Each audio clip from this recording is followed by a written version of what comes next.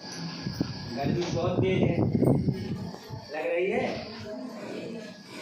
कहते हैं कभी सर्दी कभी गर्मी, ये कुदरत के नज़ारे हैं। और गर्मी उनको भी लगती है जो कूलर के साथ हम लोग तो दूर हैं थोड़ा। तो अभी आप सभी लोगों ने हमारे साथियों का संगठन के बारे में और सबके बारे में सुना। आप लोगों को बड़ा अच्छा लगा कि आप लोगों ने स्वागत किया। तो मैं भी चाहूँगा आदरणीय राष्ट्रीय अध्यक्ष जी का स्वागत करते हुए दो चार बातें आप लोगों से जरूर करें। आप आए तो बहारों ने लुटाई खुशबू, आप आए तो बहारों ने लुटाई खुशबू, उनको फूल कांटों से भी आई।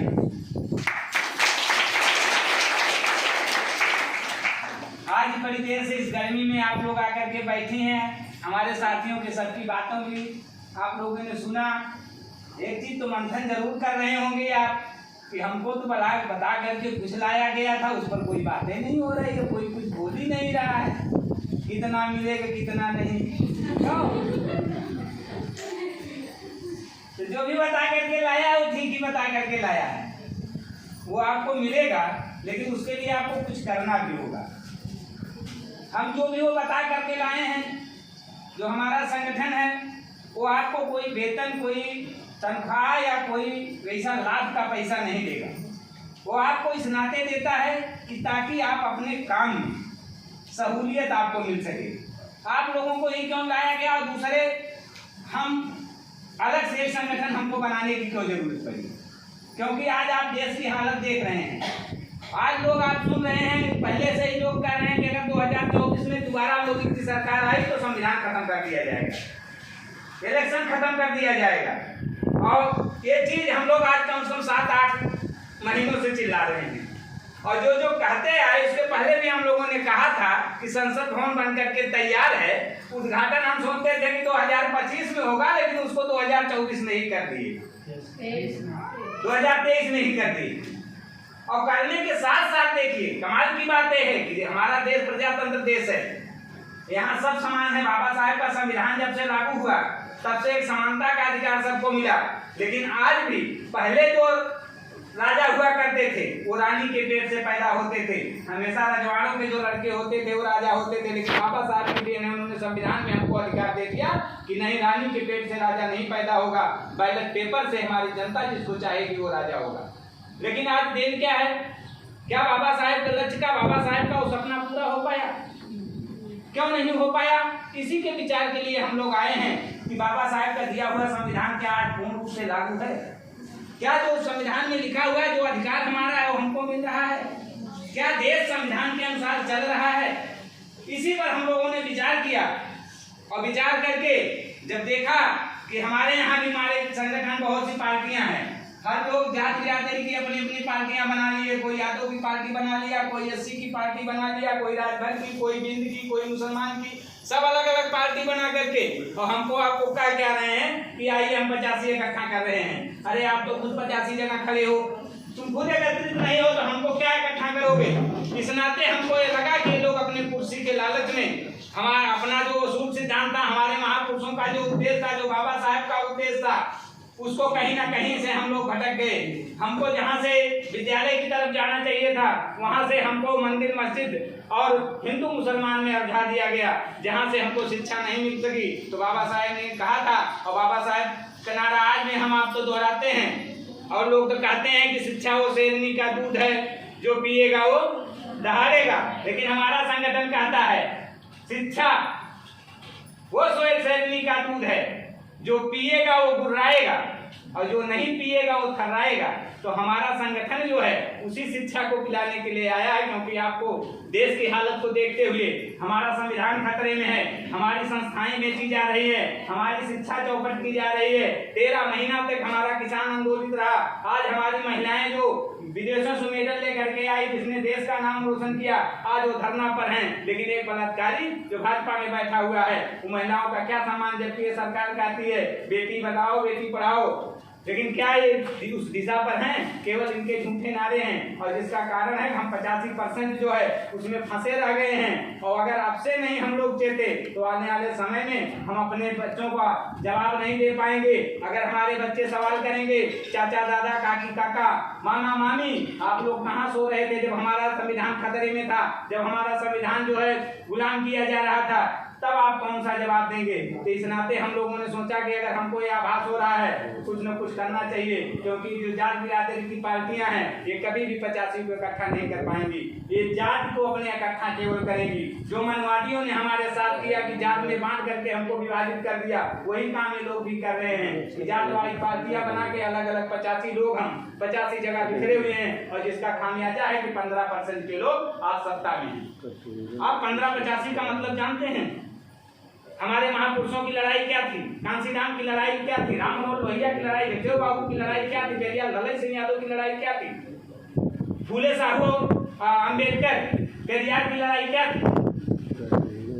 हम यहाँ के मूल निवासी हैं, हम यहीं के पैदा हुए लोग हैं, लेकिन ये जो 3% के ब्राह्मण हैं ये विदेश से आए, और विदेश से आए तो हमको मानसिक रूप से इन्होंने गुलाम कर दिया, क्योंकि हमारे पूर्वज जो है पढ़े लिखे नहीं थे, कम पढ़े लिखे थे, शिक्षित नहीं थे, उस उनको चालाकी फरेब नहीं पता था, जिसमें आकर के ब्राह्मण ने हमको अलझा दिया। हमारे पूर्वजों को जहाँ से उनको बाबा साहब का संविधान लागू होने के बाद विद्यालय की तरफ जाना था, शिक्षा की तरफ जाना चाहिए था, तहाँ उन्होंने वेद पुराण रामायण गीता और हनुमान चालीसा दुर्गा चालीसा में उसने बुझवाना शुरू कर दिया, जहाँ से हम अपनी शिक्षा को नहीं ग्रहण कर पाए। लेकिन आज भी जाकर के देखो, कांवड़ लेकर के हमारे बच्चे जाते हैं, क्या उसमें कोई ठाकुर ब्राह्मण भनिया का भी बच्चा जाता है? जहाँ भी कभी भी ब्राह्मण को देखो, अगर यहाँ धूप हो हवन करता है, कभी अपने घर उसको देखा है हवन करते हुए? दूसरे के घर करता है, और करता ही नहीं है, उसका उद्देश्य भी है कि पाखंड में जब तक हम इनको देवी देवता के चक्कर में इनको फंसाए रहेंगे तब तक ये आगे नहीं जा पाएंगे। उस पाखंड में अलझा के रखा, और हमारे जो रहनुमा थे, हमारे जो अगुआ थे, हमारे जो लीडर थे, चाहे अखिलेश यादव हो चाहे वन मायावती जी हो, इन्होंने अपने लोगों का उद्देश्य भूल गई। जहाँ कांसीराम जी का नारा था तिलक तराजू और तलवार इनको मारो जूते चार, जहाँ उनका नारा था कि हम 85% लोग एक हैं, लेकिन उस नारे को बदल दिया। अखिलेश यादव ने क्या किया? परशुराम की मूर्ति बनवाना शुरू कर दिया। बहन जी ने क्या किया? नारा बदल दिया, कहा हाथी नहीं गणेश है, ब्रह्मा विष्णु महेश है। क्या बाबा साहेब का ये उद्देश्य था? बाबा साहेब की पहली प्रतिज्ञा में पहली लाइन उन्होंने लिखा था, हम किसी ब्रह्मा विष्णु महेश को नहीं मानेंगे। तो क्या उस उद्देश्य पर आज जो है हम उसी चीज के लिए आए हैं। 15-85 का मतलब अगर आप नहीं जानते तो जान लो। यहाँ पर जब मनवादी ब्राह्मण आया तो हमारे समाज को उसने बांटने का काम किया। बांटते वक्त उसने क्या किया? 4 वर्णों में इस समाज को बांटा। पहला वर्ण उसने रखा ब्राह्मण, सबसे ऊपर उसने ब्राह्मण को रखा। दूसरे नंबर पर उसने क्षत्रिय को रखा। तीसरे नंबर पर उसने वैश्य को रखा, और चौथे नंबर पर उसने शूद्र को रखा। तो न तो हम क्षत्रिय हैं, न तो ब्राह्मण है, न तो वैश्य हैं। हमारे लिए फिर बचता क्या है? हमारे लिए सूत्र बचता है, लेकिन उन सूत्रों में भी इन मनवादियों ने हमको आपको एक जगह नहीं रहने दिया। उस सूत्रों में इतनी जातियां बना दी, और बड़ी से बड़ी छोटी से छोटी जातियां बना दी, ताकि एक साथ ये लोग उठ बैठ ना सकें, पढ़ लिख ना सकें, ये लोग आपस में भाईचारा न कायम कर सकें। तो हमको आपको अलग करके, और आज उसकी देन है कि हम 85% के लोग 85 जगह बटे हुए हैं, और जिसका खामियाजा है कि 15% के लोग आज सत्ता में हैं। शासन सत्ता में बैठ करके हमारे जो अधिकार थे, जो हमको संविधान से अधिकार मिलने थे, जहाँ हमारी नौकरियां लगनी थी, रेलवे बेची जा रही है, प्लेन बेची जा रही है, जगह जगह जो सरकारी संस्थाएं थी BSNL बेच दिया गया, जहां हमारे बच्चों को अधिकार मिलना था, जहां से हमको आरक्षण मिलना था, आरक्षण से नौकरियां मिल रही थी, सबको उसने प्राइवेट कर दिया। आज जो है जहां भी देखो जहां आरक्षण भले लागू हो गया, लेकिन हम 85% होते हुए का उस संख्या में हम उस जगह पर हैं। आज भी DMSP देख लो तो किस जात बिरादरी के हैं। चुनाव आयोग में देख लो जितने भी पदाधिकारी हैं सब ठाकुर ब्राह्मण और वैश्य हैं। सुप्रीम कोर्ट में जज जितने हैं सब ब्राह्मण हैं। क्या वो आपके हक में फैसला देंगे? और ये बहुत चलाक जाते हैं। वहां से जब इन्होंने लक्ष्य तय किया, बाबा साहेब को तो जानिए कि नहीं रोक पाएंगे, हम संविधान बाबा साहेब लागू कर देंगे। वहां से इन लोगों ने क्या किया कि बाबा साहब को जो कर रहे हैं उनको करने दीजिए। उन्होंने लक्ष्य बनाया कि फिर हम दोबारा भारत देश को किस तरह से गुलाम करेंगे। आज भी हम उनके गुलामी से आजाद नहीं हुए, क्योंकि आज भी मानसिक रूप से गुलाम हैं। इस नाते मानसिक रूप से गुलाम हैं कि आज भी बिना ब्राह्मण के काम नहीं चलने वाला है। शादी होगी तो ब्राह्मण आएगा, बच्चा पैदा होगा तो ब्राह्मण, नामकरण होगा तो ब्राह्मण आएगा, घर प्रवेश होगा तो ब्राह्मण। बताइए, घर द्वार अपने पैसे से आप बनवाते हैं, मेहनत मजदूरी वो करते हैं, पता लगा कक्षा 8 के ब्राह्मण के बिना आप पूछे आप घर में नहीं जा सकते, लगाया सब कुछ आपने है। तो हम कहीं न कहीं देवी देवता के चक्कर में, पाखंड के चक्कर में पड़ के पिछड़ गए, क्योंकि हमने उसमें अपना अर्थ भी खत्म किया। हमने अपना पैसा कौड़ी जो था, हमने देवी देवता के दर्शन करने में, हमको अखंड रामायण वेद पुराण पढ़ने में, चढ़ावा चढ़ाने में खत्म कर दिया। कभी हमने अपने बच्चे के फीस के बारे में नहीं सोचा, अपनी दवाई के बारे में नहीं सोचा, अपनी सिंचाई पढ़ाई लिखाई के बारे में नहीं सोचा। हम लोग अंधविश्वास में ले जा करके उस पैसे को जो है गलत जगह कर दिया। हमारा संगठन जो है इसी नाते आया कि नहीं, अब अगर देश को खतरा है, अगर हम जानते हैं कि चुप बैठना भी ठीक नहीं है, अगर हम नहीं तो फिर कौन करेगा लड़ाई, कौन लड़ेगा? इसी उद्देश्य के साथ और उस संविधान को बचाने के लिए जिसको लोग बता रहे हैं, बड़े बड़े लोग बता रहे हैं, हमारे राजनीतिक पार्टियां भी सब बता रहे हैं कि संविधान खतरे में है, लेकिन किसी के पास कोई बचाने का उपाय नहीं है। इस नाते हम लोगों ने सोचा कि अगर संविधान खतरे में है तो हम ही कुछ प्रयास करते हैं। हम ये नहीं कहते हैं कि देश हम ही बचा लेंगे, ये हमारी ही आपकी ताकत है, लेकिन कुछ बचा भी नहीं है।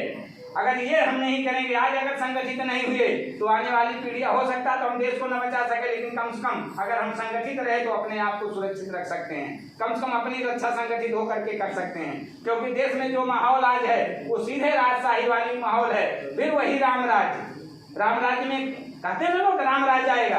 राम राज्य में कौन सुखी था?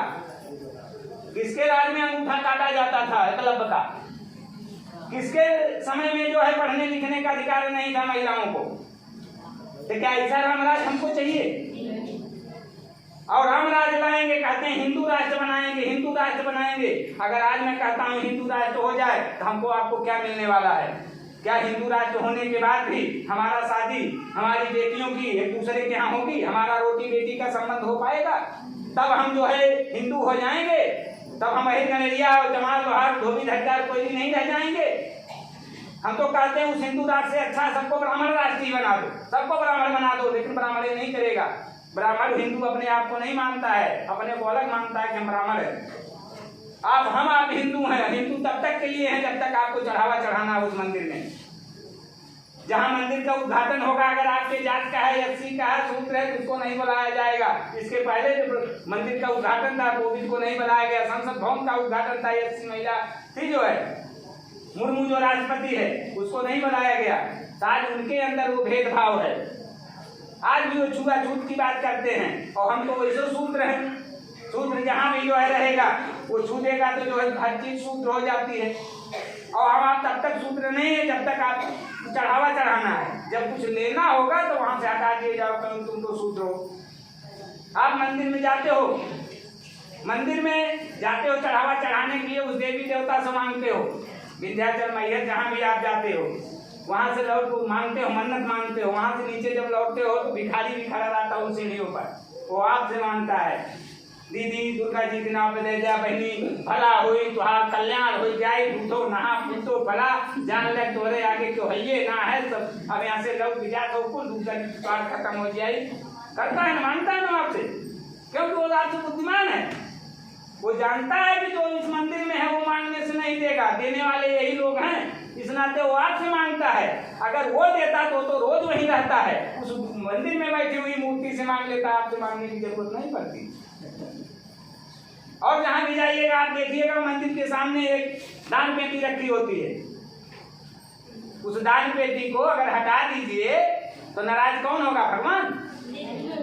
कौन नाराज होगा? पुजारी नाराज होगा। क्यों भाई? चढ़ाते तो हम भगवान को। एक बार एक आदमी लेके गया 500 वाली नोट, वही जो बंद कर दिया था पुण्य मोदी जी ने, चढ़ाने शुरू किया। पंडित जी ने देख लिया वो क्या कर रहे हो भाई, वो तो नोट बंद हो गई, उसको क्यों चढ़ा रहे हो? कहा पंडित जी आपको तो पता है, भगवान को तो नहीं पता है नोट बंद हो गई, हम तो चढ़ा रहे हैं। आप भगवान को बोलेगा तो हम नहीं चढ़ाएंगे, तुम क्यों चिल्ला रहे हो? और पहली बात तो हम यही करने के लिए आए। देखिए सबसे बड़ा मेन मुद्दा है पाखंड। हम पाखंड के नाते ही पिछड़े हुए हैं। मैं बता रहा था ब्राह्मण यज्ञ अपने यहाँ क्यों नहीं करता। यज्ञ जो होती है उसमें घी तिल अच्छी चीजें बना करके जलाया जाता है, स्वाहा स्वाहा करके। तो वो तो जो अच्छा मिलता है खा भी लेता है, जो बचता है सोचता है इसको भी जलवा दो ताकि ये खा के मजबूत ना हो जाए, मजबूत हो गए तो हमसे लड़ाई करना शुरू कर देंगे, इस नाते उसको जलवा देता है।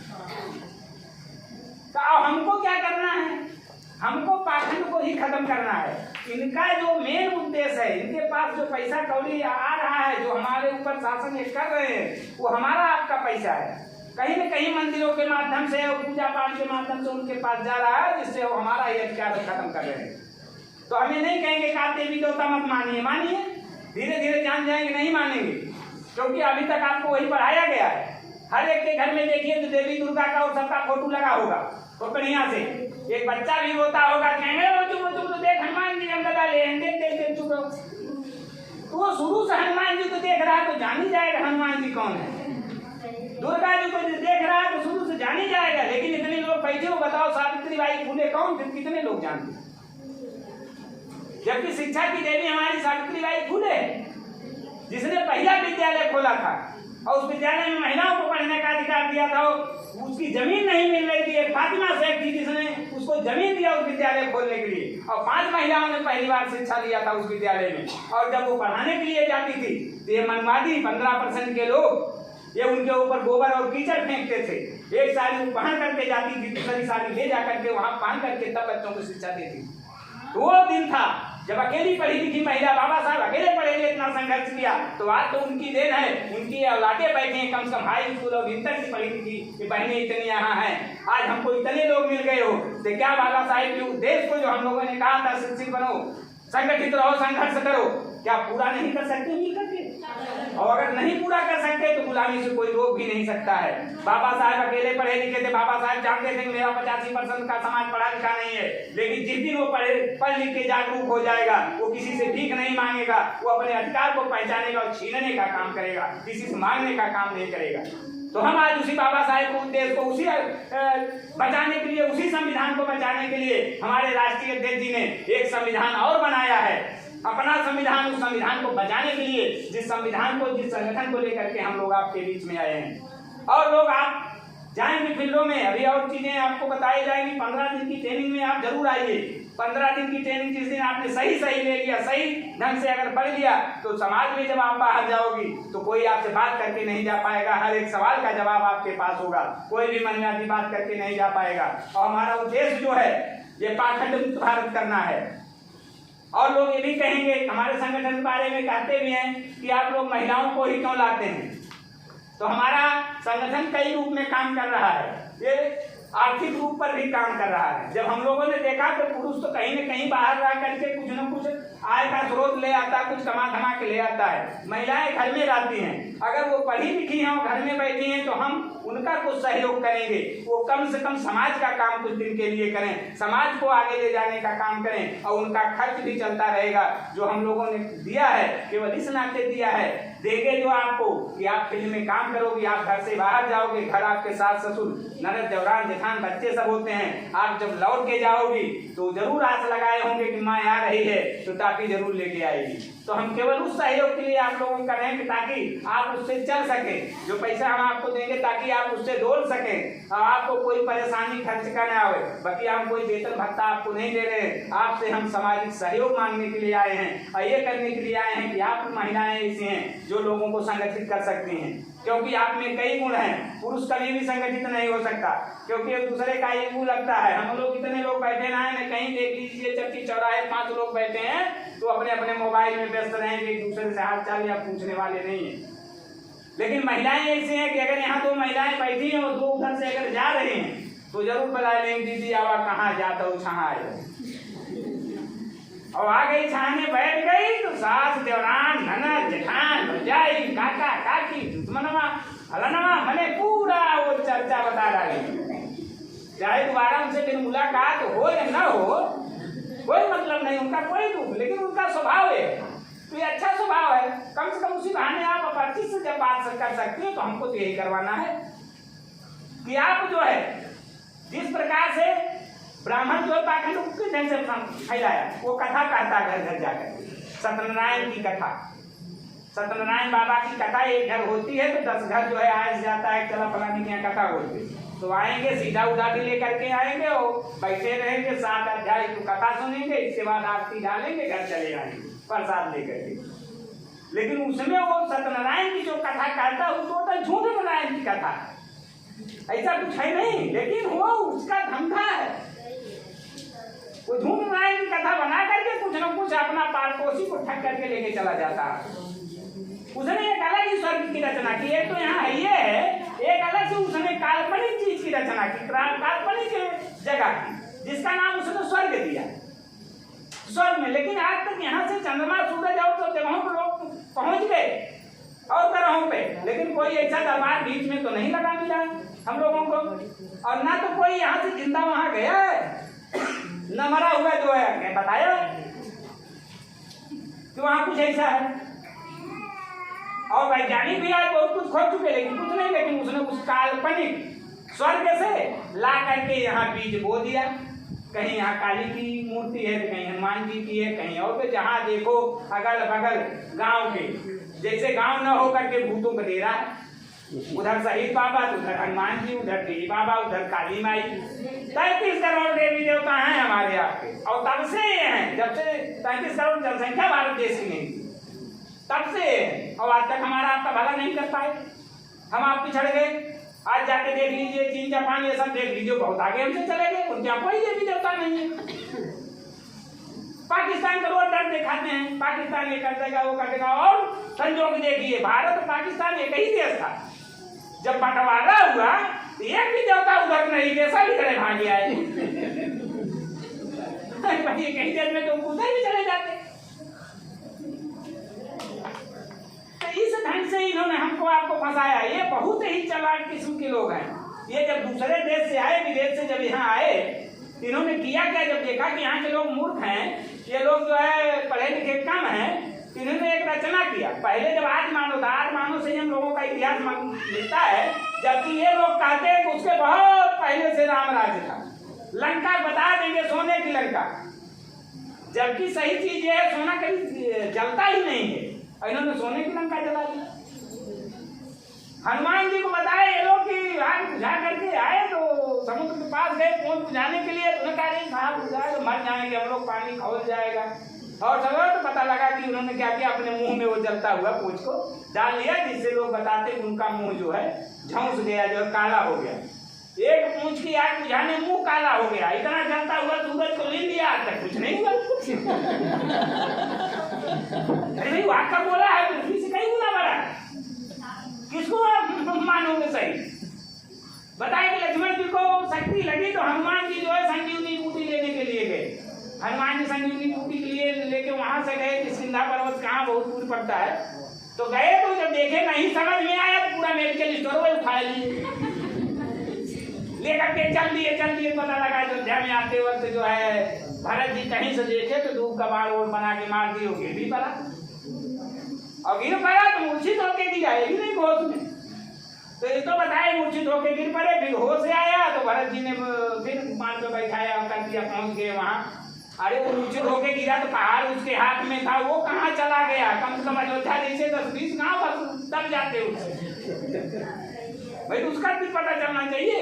अच्छा होश में उतरते धोता भाई थामे है, चलो बताता है ना, हमारी कहता है कि मूर्छित होकर के गिर पड़े, तो जो आदमी मूर्छित होकर गिर पड़े उसको कुछ होता रहेगा, तो बाहर कहाँ चला गया।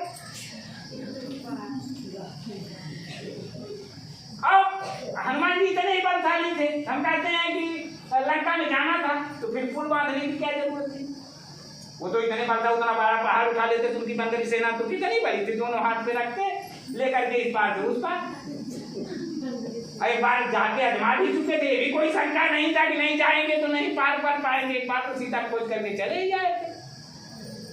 लेकिन ये सब नहीं कहा, ये ढोंग की कहानी बताई गई हमको, आपको झूठ की कहानी बताई गई। हाँ रावण था वो हमारे महापुरुष थे, और उसके शासन काल में मैं समझता हूँ कि वो शासन काल राम राज्य का नहीं रहा होगा जो रावण राज्य का था। कम से कम उसने एक महिला की इतनी इज्जत की कभी उसने घर में नहीं रखा, उसने पुष्प वाटिका में ले जा करके रखा, और रखा तो कभी पुलिस पहरेदार उसने नहीं रखा, हमेशा महिलाओं को ही उसने लगा करके रखा। तो उसकी शासन व्यवस्था थी कि इनकी शासन व्यवस्था बढ़िया थी कि एक धोबी कह दिया कि तुम्हार औरतिया तो गड़बड़ है, कहनी कह छोड़िया वही घर ले जाएगी जंगल था ना, कहाँ सुख था औरतों को? राम राज्य में औरतें कहाँ सुखी? तो ये पाखंडी हमको आपको जब ये आए यहाँ तो देखे कि ये लोग कम पढ़े लिखे हैं। तो पहले जो आज मानो था तो थोड़ा जवान था बंदरों से, तो आज मानो जब यहाँ रहता तो बंदर आता था तो बंदर क्या करता था, आज मानो थोड़ा परेशान करता था। परेशान से बचने के लिए आज मानो ने एक विधि निकाली, उसने एक पिंजरे का निर्माण किया। दूर दूर उसने क्या किया, गाड़ा जो है गोल में डंडा उंडा गाड़ करके बनाया, बना करके उसमें जो है खाने की चीजें रख दिया। तो जब बंदर आता था तो उसमें जब हाथ डालता था तो खाने की चीज पकड़ लेता था। तो पकड़ता था जब मुट्ठी से खींचता था तो इतना सकेज था तो नहीं निकलता था। तो जब नहीं निकलता था तो आदि मानव आता था तो मारता पीटता था बंदर को, या तो मार पीट देता तो भाग ही जाता था और या तो मर जाता था। तो वो लेकिन उसको ज्ञान नहीं था कि अगर हम मुट्ठी छोड़ दे तो निकल जाएगा हाथ। उस लालच में मुट्ठी नहीं छोड़ता था। तो बंदर तो भाग गया, बंदरों से आज मानो तो निजात पा गए। लेकिन जब ये ब्राह्मण आया 3% का तो उसी का देखा तो उसी फार्मूले का इस्तेमाल उसने किया।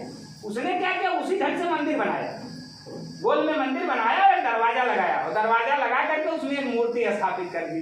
वो किसी की भी हो, चुड़ैली माई को हो, भगवती माई को हो, मैंने जिसका भी नाम एक रख दे, हमारी कोटैती माई थी। और गलीमा तो था कोरोना चला गया ना, तो एक माई कोरोना माई और महिलाएं बैठा कर ली थी, इनका भी शुरू हो चुका था पूजा पाठ। वो तो कोरोना चला गया, नहीं तो हर साल चढ़ाना पड़ता कराए। तो इन्होंने क्या किया, उसी चीज का इस्तेमाल किया, मूर्ति को रख करके हमारे महापुरुषों का, हमारे जो पूर्वज थे उनको बताया, उधर दिखाया, उसमें लालच दिखाया कि इसको पूजा करोगे तो स्वर्ग में जाओगे, इसको पूजा करोगे धन दौलत और सब कुछ मिल जाएगा, नवरात्र भूखोगे तो सब सुखी रहेंगे, करुआ चौथ भूखोगे तब पति रहेगा साल भर, नहीं तो नहीं बचेगा, जैतुआ भूखोगे बच्चे की उम्र तब लंबी होगी, नहीं तो नहीं होगी। तो उसमें हमको फंसा दिया।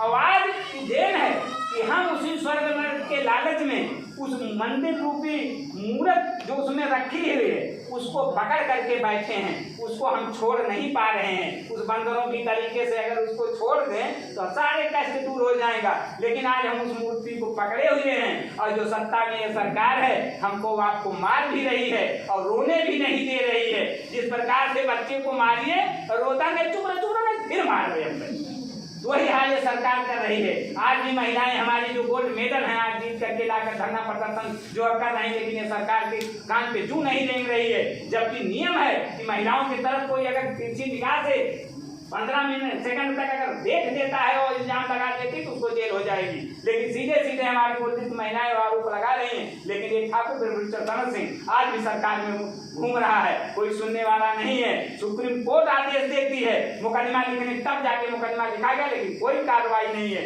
तो हम कैसे मान लें कि हमारा संविधान सुरक्षित? बाबा साहेब जानते थे, बाबा साहेब जो अंग्रेजों ने कहा था कि अम्बेडकर तुम तो संविधान लिख रहे हो, तुम तो देश को आजाद कर दे रहे, लेकिन कैसे तुम देश को चलाओगे? तुम्हारे यहाँ लोग पढ़े लिखे नहीं है, तुम्हारे यहाँ तो तरह तरह की जात बिरादरी है, तुम्हारे यहाँ तरह तरह के धर्म को मानने वाले लोग हैं, तुम कैसे चलाओगे? बाबा साहेब ने कहा था कि हम किसी को कुछ नहीं कहेंगे, जो जिस धर्म कर्म को मानता हो मानता रहे, लेकिन देश हमारा संविधान से चलेगा। जो नियम कानून संविधान में है वो एक बड़े के लिए भी होगा और एक छोटे के लिए भी होगा, ये उद्देश्य बाबा साहेब का था। लेकिन क्या आज उस देश को हम कामयाब हैं? क्या बड़े के लिए वही आदेश है जो 500 में मुकदमा लिखा गया कि भूषण शरण सिंह का जिसका गिरफ्तारी नहीं हो रही, लेकिन क्या एक गरीब का लिख दिया जाएगा तो बाहर डाल पाएगा? तुरंत पुलिस उठा के भीतर कर देगी। तो इसी नाते हम लोग कह रहे हैं कि संविधान आज हमारा खतरे में है। संविधान भले है, संविधान का नाम है, खोखला कर दिया गया है। एक प्रधानमंत्री कहवे करता है कि मैं देश नहीं बिकने दूंगा, बचा कुछ नहीं है और कहता देश नहीं बिकने दूंगा, ये हालत कर दिया है। और देश को लोग कहते हैं देश 2024 के बाद गुलाम हो जाएगा।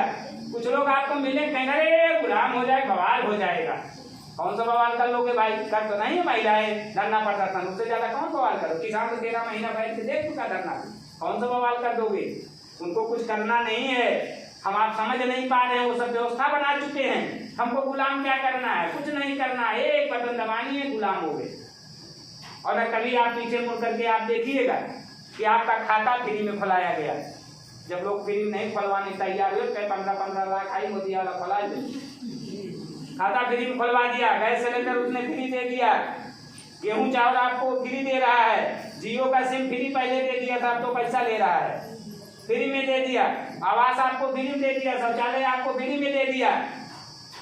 धीरे धीरे सब फ्री की आदत आपको डाल दिया। बाद में कहेगा कि अरे भाई आप तो राम भक्त हो, आप तो हिंदू हो, आप तो राम भक्त हो, आपको जरूरत क्या है? भगवान तो सबको देता है, किसी भूखों नहीं सुलाता है, बिना ईश्वर के एक पत्ता भी नहीं हिलता है।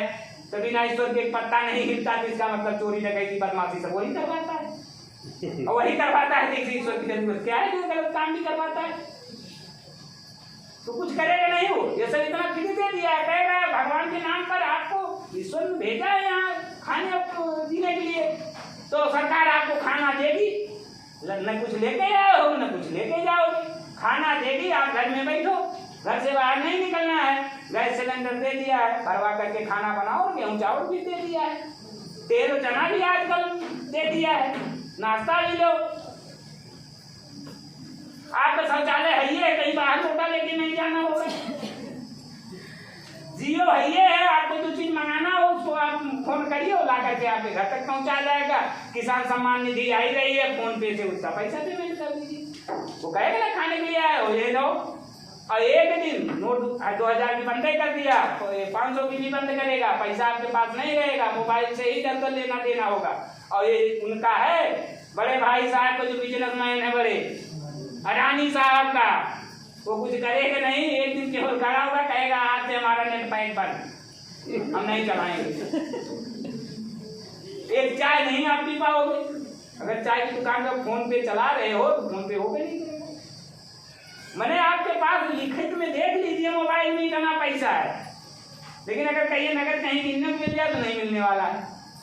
और उसका सीधे उपाय एक दिन कहेगा कि आज से हमारी सिम बंद, काम खत्म, कुछ बचा बुलाने के लिए, और कहेगा प्रेम से कहेगा, मालिक नहीं, अरे भाई आप लोग तो इतने बड़े पुजारी हो, राम भक्त हो, भगवान आपको खाने पीने के लिए देगा, आप कुछ करने की जरूरत नहीं, बैठ के खाओ जियो पर। तो खाने पीने क्या होगा? हम आप उसकी दिहाड़ी करेंगे, मजदूरी करेंगे, हमारे बच्चे नहीं पढ़ पाएंगे, हमारे जो अधिकार मिलने हम नहीं पाएंगे। तो इस नाते इस संगठन की हमको जरूरत पड़ी, और इसी संगठन के साथ साथ हम जब तक इस पाखंडवाद को नहीं खत्म करेंगे, ज्यादा नहीं कुछ करना है, आप लोगों ने ही सबसे ज्यादा फैलाया है। महिलाएं पूजा पाठ कर्म में अगर पुरुष थोड़ा पीछे भी है, तो कहीं दिन उस दिन अपनी साड़ी तो लेके आए, हम कट कर भूकंप तबे जाने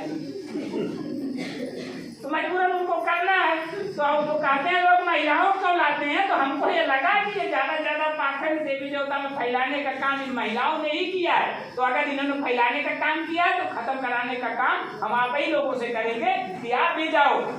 अगर उनके पास राम है तो आपके पास भी कांसी राम, आपके पास भी महापुरुष हैं। आप पेरियार भलई सिंह यादव को पढ़िए, राम स्वरूप वर्मा को पढ़िए, रामदयाल चौरसिया को पढ़िए, आप फूले को पढ़िए, साहू को पढ़िए, गुलामगिरी आप पढ़िए, अम्बेडकर को पढ़िए, कांसी राम को पढ़िए, राम मनोहर लोहिया को आप पढ़िए। आप जब अपने महापुरुषों को पढ़ेंगे तो आपको पता लग जाएगा कि हमारे महापुरुष क्या कहते थे, उनका लड़ाई क्या थी, हम जान ही नहीं पाए, उनके बारे में हमको पढ़ने ही नहीं दिया।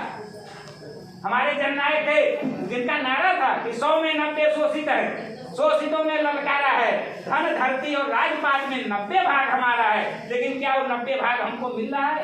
आज हम 10% भी नहीं पा रहे हैं। इस नाते आप लोगों को लाया गया है कि जो 15 दिन में आपको ट्रेनिंग दी जाएगी, आप उसको सीख करके गांव में जा करके आप अपने आप को तो सुधरने का काम करेंगे ही, देवी देवता को बंद करना होगा। और जिनके घर में लगा हो फोटो वोटू, तो अपने महापुरुषों का फोटो टांगे, तब प्रत्यक्षीकरण होगा, तब बच्चे देखेंगे, तब वो सरस्वती को भूल करके सावित्री को जानेंगे। जब अपने महापुरुषों का फोटो, तब लोग पूछेंगे कौन है, तब उनके बारे में जानेंगे, उनके बारे में करोगे। और अगर हम नहीं कहते हैं कि किसी देवी देवता का अपमान करो, क्योंकि डर भी लगेगा कहीं नुकसान न करने, हम लोग तो नहीं करते हैं, क्योंकि हम जानते हो हमारा कुछ नुकसान नहीं कर पाएंगे, इस नाते नहीं कर पाएंगे। कभी आप देखते हो दिन भर मंदिर खुला रहता है, शाम को पुजारी जब घर जाता है तो मंदिर में ताला मार देता है, उसको डर है कि भगवान को कोई उठाने ले जाए। तो जब भगवान अपनी रक्षा खुद नहीं कर पा रहा हो, पुजारी ताला मार के उसको कर रहा, तो हमारे आपने क्या रक्षा हो करेगा? वो चीज को ब्राह्मण जानता है, पुजारी पुजारी जानता है हम आपके मतलब झूठ में फर्क में पड़े हुए हैं कि नहीं नहीं इनसे मांगे पूजा करेगी तो कल्याण हो जाएगा। तो हमको पाखंड को ये खत्म करना है। जिस प्रकार से पंडित जी घर घर कथा कह करके झूठ के देवी देवता को बताए हैं, वही काम हम आपसे लेना चाहते हैं। हर एक गांव में आपको 3 संघ प्रचारक हमने बनाया है। संघ प्रचारक का वही मतलब है कि आप भी उसी तरीके से गांव में जाएंगे, एक घर बैठेंगे और जाकर बगल के 4-10 घर के औरतों को बुलाएंगे, पुरुषों को बुलाएंगे, वहां अपने मिशन के बारे में जो पढ़ाया जाएगा, 15 दिन जो बताया जाएगा उसमें है जवाब सबका, उसके बारे में बताएंगे। लोगों को संगठन से जोड़ने का काम करेंगे, जोड़ने के साथ साथ संगठित करने का काम करेंगे। और जब संगठित हो जाएंगे तब हमारा आपका उद्देश्य पूरा होगा। जो बाबा साहेब का नारा था, शिक्षित बनो, संगठित रहो और संघर्ष करो। और जिस दिन आप शिक्षित हो गए और संगठित हो गए और संघर्ष कर दिया तो सत्ता की चाबी 3% के ब्राह्मणों के हाथ में नहीं रहेगी, ये आपके हाथ में होगी। इस नाते इस संगठन को लेकर के हम आए। तो आप लोग जब आइएगा आपकी बात तो कलम कापी लेकर के आइएगा और 15 दिन मेहनत से मन लगा करके आप लोग जो है काम करिएगा और पढ़िएगा। एक बार तब पढ़ने का मौका मिला, एक बार अब पढ़ने का मौका मिल रहा है, लेकिन तब की पढ़ाई में तो चूक गए कि यहाँ जो बैठना पड़ रहा है। अब की पढ़ाई में मत चूकिएगा, नहीं तो आने वाली पीढ़ियां पढ़ भी नहीं पाएंगे। हम लोग कुछ पढ़ लिखिए तो इस नाते कलम कापी लेकर के आइएगा। हमारी लड़ाई भी कलम कापी से, हम कोई देवी देवता वाले नहीं है कि धनुष बाण गदा तीर तलवार लेकर के आएंगे। हमको कलम कापी से ही लड़ना है। बाबा साहेब ने जो हमको बताया, जो उनका उद्देश्य था उसी को पूरा करना है। तो सबसे पहले उद्देश्य था शिक्षित बनो। तो बिना कलम कापी की शिक्षा मिल नहीं पाएगी। तो आपको भी 15 दिन कम से कम शिक्षित होना है। और बहुत कुछ ना कहते हुए समय भी हो गया है, मैं 2 शब्दों में कहते हुए अपनी बात समाप्त करूंगा। कहा कि अमन बेच देंगे, चमन बेच देंगे, गरीबों के सर का कफन बेच देंगे और कलम के पुजारी अगर सो गए तो वतन के पुजारी वतन बेच देंगे। जय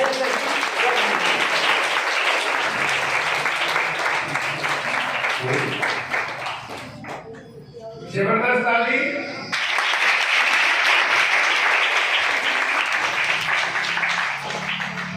आप दिशा दे रहे थे अंधेरे से उजाले की तरफ आने के लिए। बात समझ में आ गया कि जो देवी भगवती सब झूठे झूठा, सही है ना? कन्फर्म हो गया ना? सही है ना?